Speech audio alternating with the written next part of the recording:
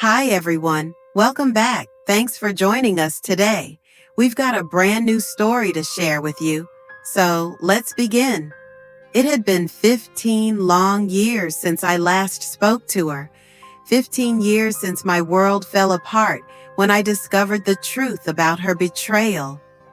I remember that night like it was yesterday.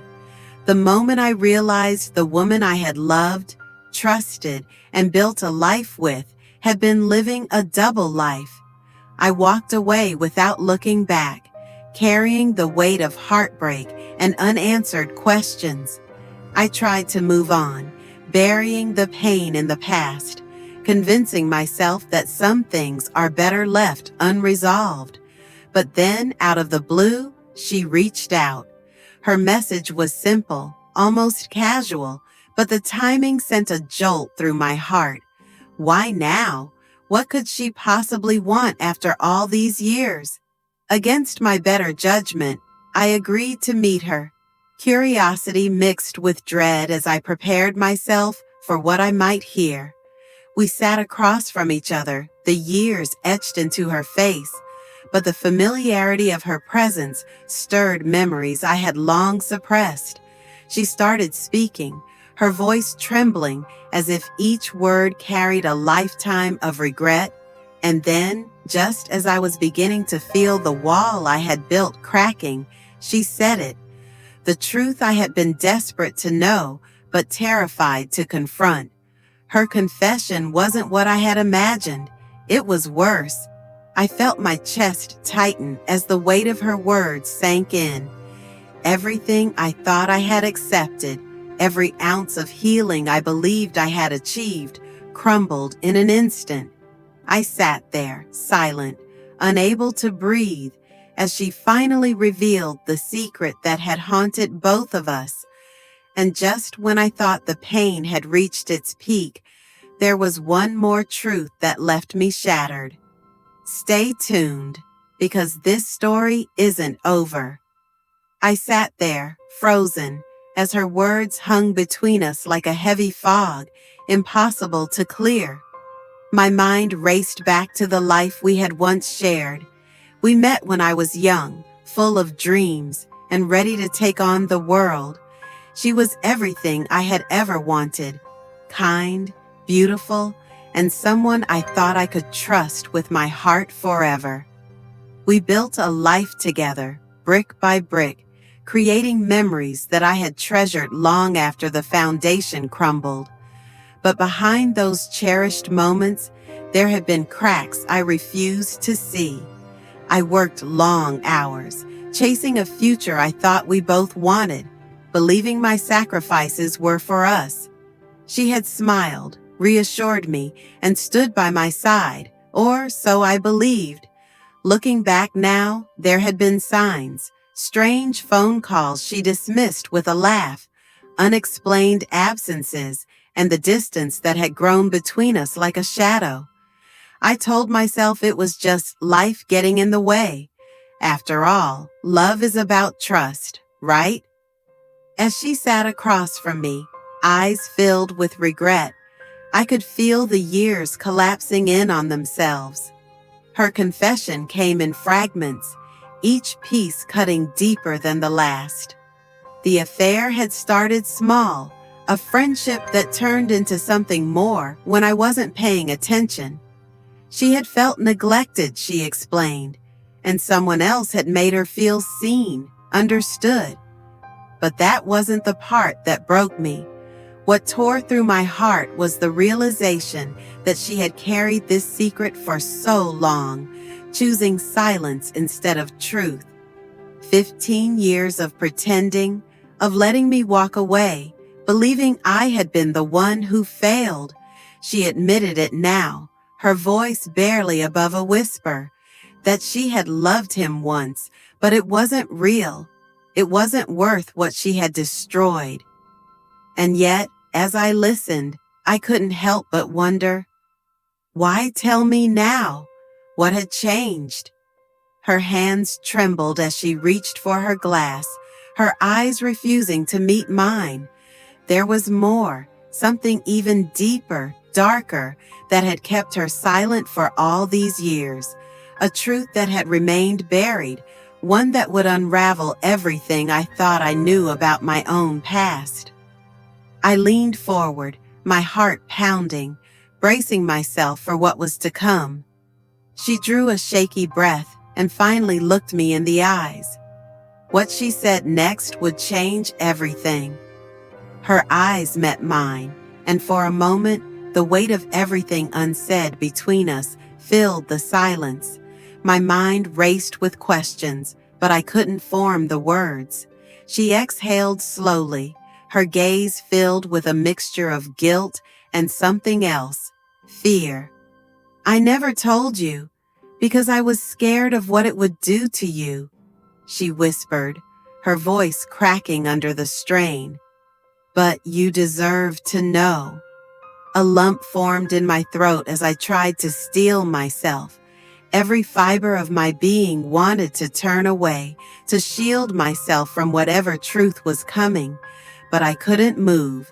I had spent too many years haunted by the unanswered, too many nights wondering what had really happened. "There was a child," she continued, her words barely audible. "After everything fell apart between us, I found out I was pregnant. The ground beneath me seemed to tilt. A child." My mind struggled to process her words. I had spent years believing our chapter was closed, our story left in ruins. Now there was a new piece, a child I never knew existed. "Why didn't you tell me?" I managed to choke out, my voice trembling with a mix of anger and sorrow. Her eyes glistened with tears. "I didn't know if he was yours," she admitted, the truth cutting through me like a blade. "And by the time I found out, it felt too late." Every memory I had been holding on to shattered in an instant. The betrayal I thought I had moved past was suddenly deeper, more personal than I could have imagined. I had lost a family I didn't even know I had. "Is he?" I started to ask, but she cut me off. "He's yours," she said firmly, her voice filled with certainty. "I did a test years ago." My chest heaved as I struggled to breathe, the enormity of it crashing over me like a tidal wave. A son. I had a son. "Where is he?" I asked, my heart racing with both hope and dread. She hesitated, her face clouded with hesitation. "He's been asking about you," she said softly. "He wants to meet his father, but there's something you need to know about him." The way she said it made my heart stop. Whatever it was, I knew it wasn't going to be easy. The room felt colder now, as if the weight of her confession had drained all the warmth from the air. My heart was pounding, and each breath I took seemed heavier than the last. A part of me wanted to be angry for the years lost, for the lies, and for the truth she had kept hidden. But another part, the part that still remembered the love we once shared, was overwhelmed with something else, a desperate, aching need to know my son. She shifted in her seat, wringing her hands nervously, her eyes darting between mine and the table as if searching for the right words. "He's been through a lot," she said quietly, "and I didn't want to bring you into his life until I was sure it was the right thing for him." "Bring me into his life?" The words came out harsher than I intended. "I am his life.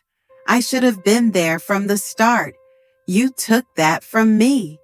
Her head lowered as if the weight of my accusation was too much to bear. "I know," she whispered. "I've lived with that guilt every single day. I wanted to scream, to demand answers, but I forced myself to stay calm. What aren't you telling me?" She closed her eyes for a moment as if bracing herself. "He's sick," she finally said, her voice trembling. "He has a condition, and it's serious." The words hit me like a punch to the chest. My body stiffened as fear twisted in my gut. "What kind of condition?" She hesitated, her lips parting as if the words themselves were too painful to say. "A genetic disorder," she murmured. "One that affects his heart. It's why he's been asking about you. The doctors need to know more about your medical history." My head spun. "You kept him from me all these years," I said, barely able to keep my voice steady. "And now you want me to be a part of his life because you need something from me." Tears streamed down her face as she shook her head. "It's not like that. He's been asking to meet you for a long time. I just didn't know how to tell you." Every emotion I had been holding back surged to the surface. Anger, regret, fear, and a glimmer of hope. Somewhere out there, my son was waiting for me, and I had no idea what I would find when I finally saw him. The air between us felt heavy, weighed down by everything she had just revealed. My mind raced with questions, each one colliding with the next until they became a blur of fear, anger, and heartbreak. I thought I had been prepared for anything. After all, I had spent years imagining every possible scenario. But this was something I never saw coming. A son I had never met, a genetic condition that threatened his life, and now the crushing reality that I was needed not as a father, but as a piece of his medical history. I leaned forward, my voice low but firm. "You still haven't told me everything, have you?" Her eyes widened with a flash of panic, and in that instant I knew there was more, something she hadn't said. She opened her mouth, then closed it again, as though weighing her next words carefully. "There's one more thing," she admitted, her voice barely above a whisper. "He doesn't know about you." The floor seemed to drop out from beneath me. "What?" I said, my voice sharp with disbelief. She looked down, ashamed. "I didn't tell him who his father is. He grew up thinking someone else was his dad." I felt my breath catch, a sudden tightness in my chest. "You lied to him about me?" "It wasn't like that," she said quickly, her eyes pleading. "The man he knows, he raised him and he loved him. I thought it was the best thing for him. I didn't want him to feel abandoned." "Abandoned? The where?" "I know," she whispered, her face pale and drawn. "But he's gone now. His father," she hesitated, her voice breaking. "He passed away 2 years ago." I gripped the edge of the table as the full weight of her words settled in. A man I didn't even know had taken my place, and now he was gone. My son had been left fatherless twice, once by her choices and once by fate. Before I could speak, she reached into her bag and pulled out a photograph, her hands trembling. She slid it across the table toward me. "This is him," she said softly. I stared down at the picture. The boy's eyes stared back at me. My eyes. My heart thudded painfully in my chest as I realized how much of myself I saw in him. And in that moment, I knew everything was about to change. I stared at the photograph in front of me, my fingers trembling as I picked it up. His eyes, my eyes, bore into me with a weight I couldn't describe. For a moment, the world around me seemed to fade away. This boy wasn't just a stranger. He was a part of me, my son. The realization hit me all over again, harder this time, with the full force of what it truly meant. Does he know I exist? I finally asked, my voice hoarse. She shook her head slowly. Not yet, she admitted. I didn't want to confuse him until I was sure you'd want to be part of his life. Her words stung, but I pushed the anger aside. Of course I want to be part of his life, I said, the truth burning in my chest. He's my son. Her eyes softened with relief, but before either of us could say more, her phone buzzed on the table. She glanced at the screen, her face going pale. It's the hospital, she whispered, her hand shaking as she answered. I watched as her expression shifted from fear to panic, her breathing quick and shallow. What's wrong? I demanded, my heart racing. They're running more tests, she said, her voice cracking. There's been a complication. They need us both. Now. The drive to the hospital felt endless, the tension thick and suffocating. When we arrived, I followed her down a sterile hallway, my heart pounding with dread. Finally, we reached his room. There he was, my son. The boy I had never known, lying in a hospital bed, pale but brave, with tubes and monitors surrounding him. My breath caught as I took him in, his features so achingly familiar. As I stepped closer, his eyes fluttered open, meeting mine with quiet curiosity. He didn't know who I was, not yet. Before I could speak, a nurse entered, a folder in hand. The test results are back, she said, her tone grave. We both turned to her, holding our breath. She glanced between us, then lowered her voice. There's been a mistake. He doesn't share your genetic markers. He isn't your biological son. The world shifted beneath my feet. I felt everything unravel, and in that moment, I realized the truth was far more complicated and far more painful than I had ever imagined. The nurse's words echoed in my mind, cutting through me like a blade. He isn't your biological son. I stood frozen, the truth unraveling everything I had believed, every emotion I had fought through since the moment I learned he existed. I looked at her, my voice barely a whisper. Are you sure? She nodded, her expression sympathetic. I'm sorry. I felt the air leave my lungs, a crushing silence filling the room as I turned to her. The woman I had once loved, the woman who had kept so much from me. Her face was streaked with tears, her hands trembling as she covered her mouth. I didn't know, she sobbed. I didn't know until now. The anger I had carried for so long dissolved into something I couldn't quite explain. It wasn't forgiveness, not entirely.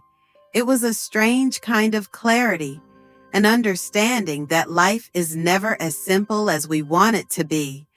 Pain and love, truth and lies, they were all tangled together, messy and imperfect. I turned back to the boy in the bed. He wasn't my blood, but that didn't matter anymore. The connection I felt in my heart was real, and no DNA test could change that. He looked up at me with wide, curious eyes, and I smiled through the ache in my chest. Hey, I said softly, stepping closer. I'm a friend of your mom's. I heard you like soccer. He nodded shyly. Think you could teach me a few tricks sometime? A small smile broke across his face. The truth had broken me, but it had also given me something I never expected, a chance to choose what kind of man I wanted to be. And sometimes love is a choice you make, even when it doesn't come the way you imagined.